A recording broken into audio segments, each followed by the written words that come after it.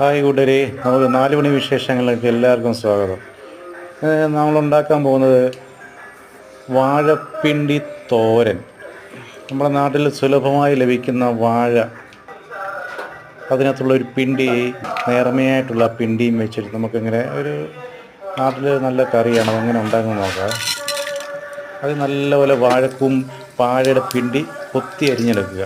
ചെറിയ കഷ്ണമായി കൊത്തി അരിഞ്ഞെടുത്തിട്ട് ഒരു ചീനച്ചട്ടി എടുത്തിട്ട് കുറച്ച് വെളിച്ചെണ്ണ എടുത്തിട്ട് സ്വല്പം ഉഴുന്നിടുക, സ്വല്പം കരിവേപ്പില, സ്വല്പം കടുക്, ഇത് മൂന്നും കൂടി ഇട്ട് നല്ലപോലെ മൂപ്പിക്കുക.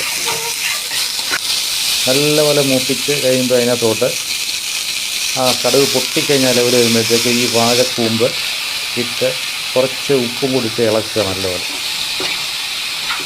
നല്ലപോലെ ആ മുരിഞ്ഞ സ്വർണ്ണ നിറം ഉള്ള പരുവത്തിലായി വരുന്നവരെ ഒന്ന് ഇളക്കിയെടുക്കുക. ചട്ടിക്കകത്തൊന്ന് ഇളക്കുക. അപ്പോൾ അതിന് ശേഷം നമുക്ക് തേങ്ങാപ്പീര വേണം. ഒരു അരമുറി തേങ്ങ അരിഞ്ഞ് വെച്ച് അതിലോട്ട് കുറച്ച് മുളക് പൊടി, കുറച്ച് മഞ്ഞൾപ്പൊടി,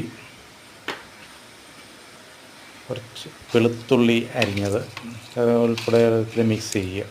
നല്ലപോലെ കുഴച്ചെടുക്കുക.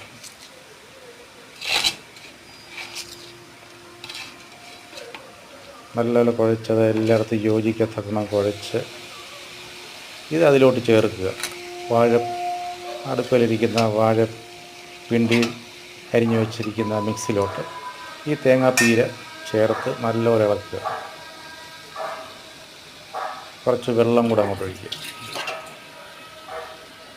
വെള്ളം കൂടെ ഒഴിച്ച ശേഷം നല്ലപോലെ ഒന്ന് ഇളക്കുക. അത് നല്ലപോലെ മുരിഞ്ഞ് വരണം. വെള്ളമൊക്കെ നല്ലപോലെ വറ്റി പിടിച്ച് ആവിയിൽ വെന്ത് നല്ല